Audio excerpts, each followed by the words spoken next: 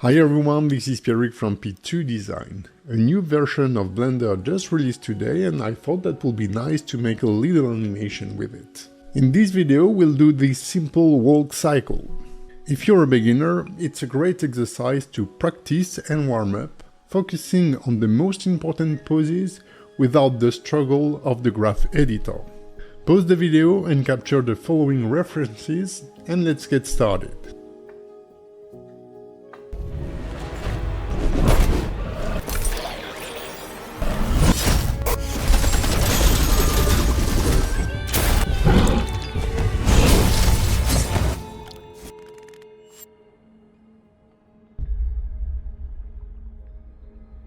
To follow along, you can get any of my character rig for free.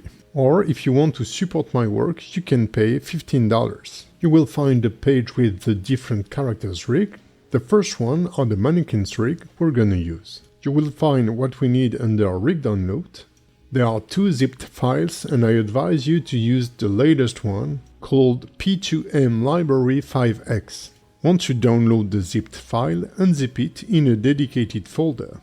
The zip file includes the 4 different rigs along with some asset libraries informations. You can link the characters you want to work with directly or we can add it to our asset library. Go to Edit, Preferences and File Path. You should find a tab called Asset Libraries in which we can load our new rigs. I've done that before obviously, so I will remove them so that we start the same way.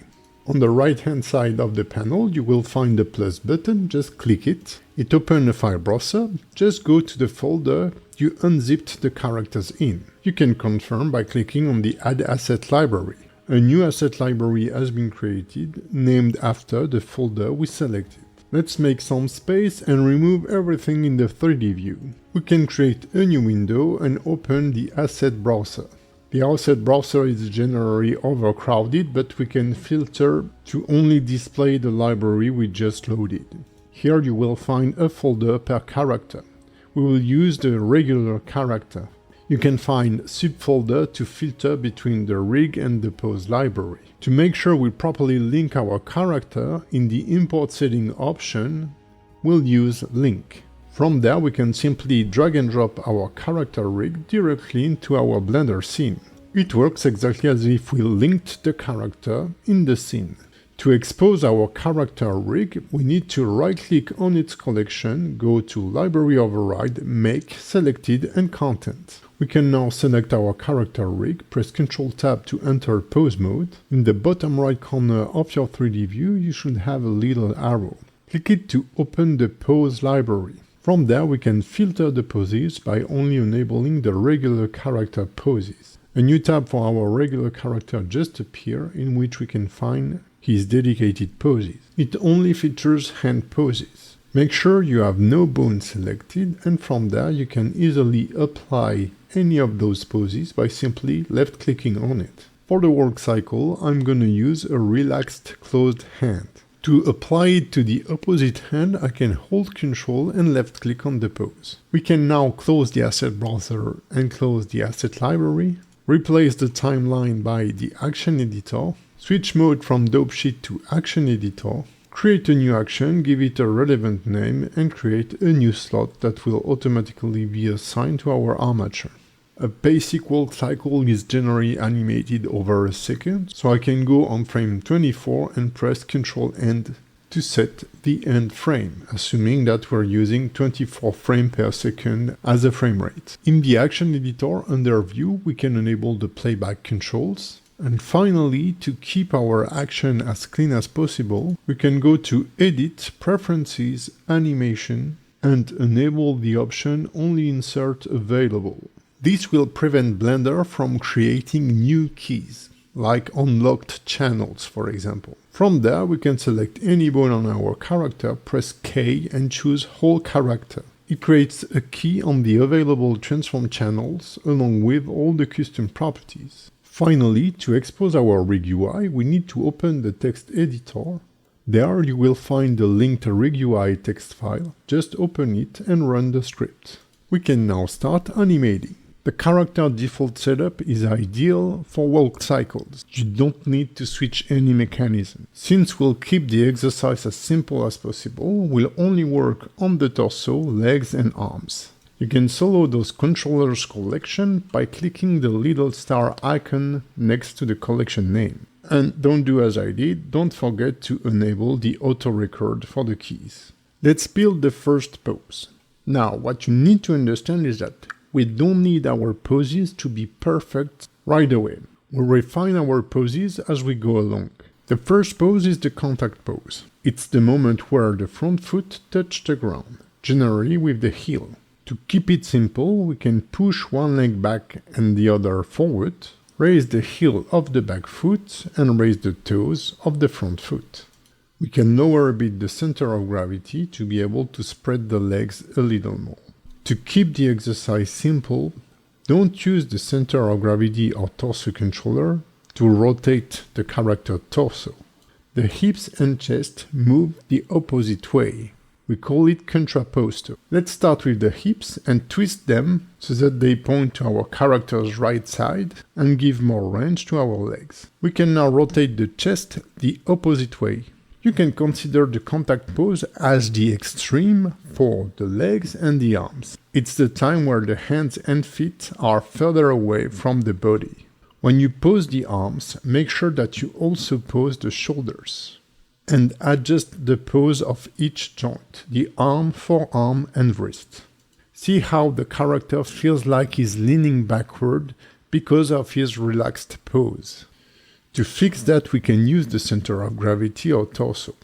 We don't want to rotate it side to side, but we can rotate the character forward using it. This is our base pose. I will give it some tweaks just to reduce a bit the amplitude of the arm. As it feels like my character is walking really fast, I want something a little more relaxed. And since I'm a professional animator, I forgot to enable the auto keyings. And as I move on to the next key, I will lose my pose. So I'm gonna fix that and move on. One thing I advise you to do too is to slightly push the foot inward based on their rest pose. When we walk, our feet tend to go one in front of the other. For feminine work, you will exaggerate that. If you're animating a big guy, a giant or whatever, you will spread the feet more. So for such a regular guy, I just want to slightly push them inside. Also, you can slightly twist the arms so that the biceps feels more natural. Your elbows are not perfectly pointing backward, they are slightly pointing to the outside. And now it feels a little more natural. With our first pose created, we can select all our keys, press Shift D to duplicate them and move them to frame 13. I move them to frame 12 because unfortunately I need to wear glasses. Select all the controllers, press Ctrl C to copy the pose and Ctrl Shift V to paste the mirrored pose. If we play the animation, we can see we have some interpolation between those keys, so we can select them all and press T and choose constant. Finally, we can select our first keys, duplicate them and move them to frame 25 again. I need to wear my glasses. The first pose we created was the contact pose where the feet are the furthest away one from the other. The next pose is the passing pose where the feet are the closest one to the other. And by the way, if you're enjoying this content so far, please consider leaving a like, a nice comment and subscribe. The passing pose occurs halfway through the step. So it should occur 6 frames later than the first step on frame 7. I started on frame 6, I will fix that later on, you get it. First we want to flatten the front foot and move it so that it's beneath our character. That's also the time where our weight will be mostly on that passing foot. So from the front view, I need to push the center of gravity of the torso controller to the right on that left foot. I will select the hips and press Alt-R to cancel the rotation. I want to reset the rotation as it's a pretty neutral pose for the hips, twist-wise.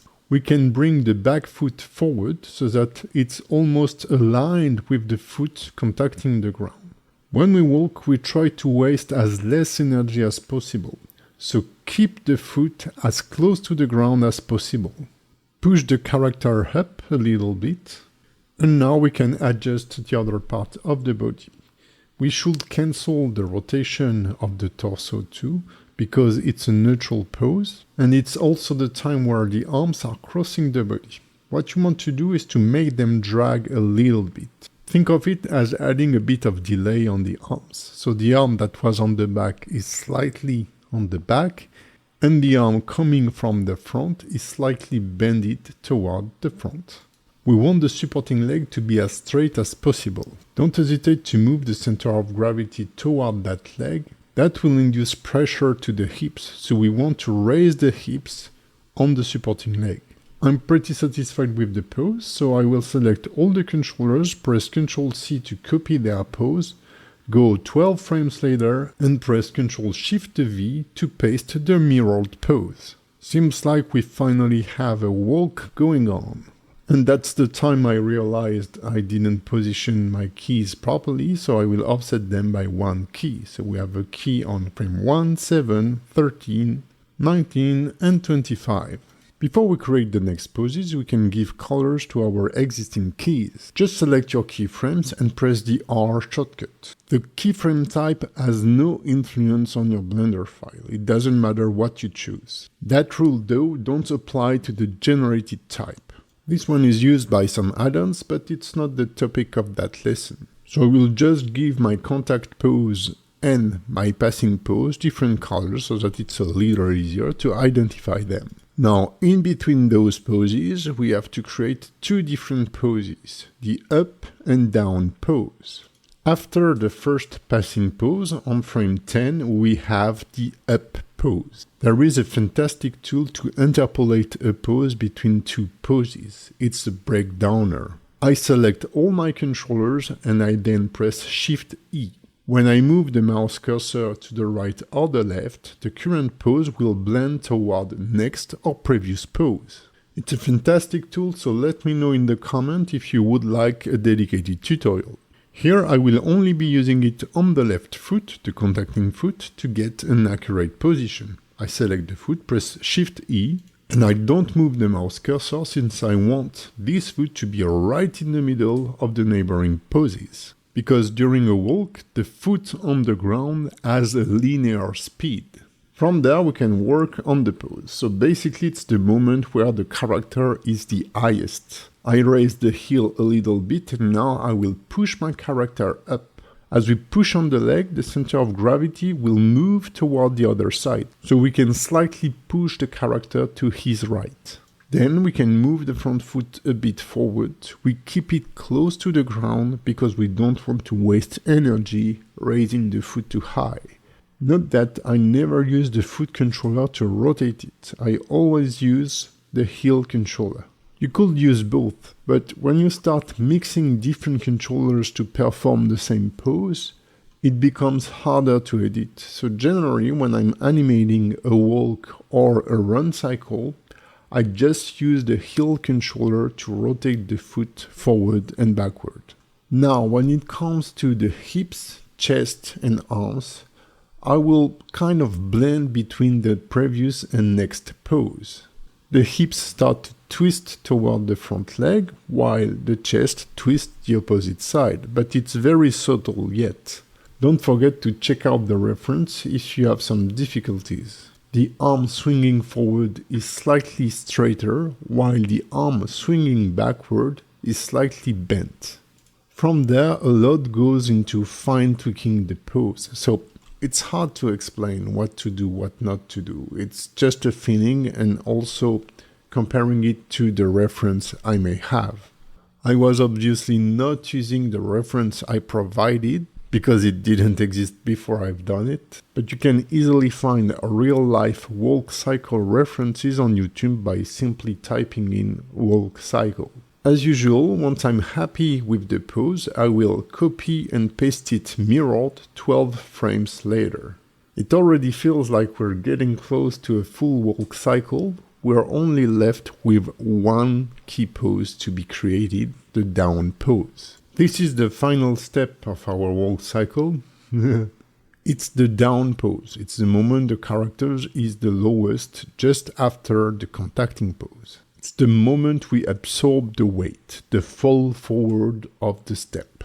As we did before, I will use the breakdowner with Shift E to move the front foot, the contacting foot, right in the middle of the previous and next pose. I will make sure it's flat-footed, so I will clear the rotation on the toes and on the heel, and then I will lower the center of gravity.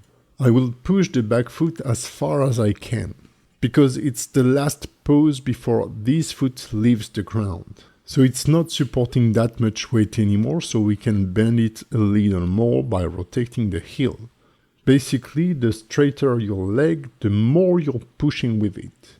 And the down pose is the little exception where the front foot is supporting the whole weight just after we land. That's why there is this down pose. And this is where you use the more energy in your walk.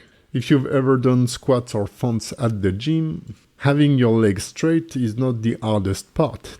It's way harder to support your weight whenever your legs are bent. Regarding the chest, this pose is pretty similar to the previous one. I just like to slightly push the rotation a little further and do the same with the arm. Keep the pose but just push it slightly more forward for the forward arm and slightly more backward for the backward arm. Basically, the motion of the arms is slowing down before swinging the opposite direction. And this is what we're creating by having pretty similar poses. I will push that a little more here and there, and once I'm happy with the result, as usual, I will copy the whole pose and paste it mirror 12 frames later. I'm also giving the up and down poses a color just for the sake of presentation. And here we are with our base walk cycle. Now obviously there's a lot more we could do, but as you can see we can get a pretty satisfying blocking of the animation pretty easily, and that's a great exercise. Now if you want to learn how to create a very detailed walk cycle with all the steps, the secondary motion, the full polish with the graph editor, check out my course Alive. And if you want to learn how to rig this kind of character, check out the Art of Effective Rigging. Alright, enough self-promotion, but you know, everyone got bills to pay. The final touch I'd like to give is to work a bit on the feet. When the feet are on the ground, they move in a straight line, but when they are in the air, they should rotate a bit and swing to the side. On the passing pose, I will push the foot slightly to the side, and I will slightly twist it inward. Depending on the person, it can twist outward, inward, it can rotate also. Then, before the contacting pose, I will rotate the foot around the z-axis so that it points out a little bit. And I will then exaggerate this rotation on the contact pose. So basically, as the heel contacts the ground, the foot is slightly rotated outward. And as the foot gets flattened, it also gets straighter. Then I can copy-paste the different poses to the mirrored poses. This is a little detail, but those slight rotation will make it feel more organic, less robotic. So if you're a beginner starting with a walk cycle, at first just make it feel right. And once you're done with that, check a real-life reference, check how the feet and hands rotate, and add those little details to your poses, and your walk will feel way more natural. This is the end of this tutorial. I hope you enjoyed it, and I'll see you very soon.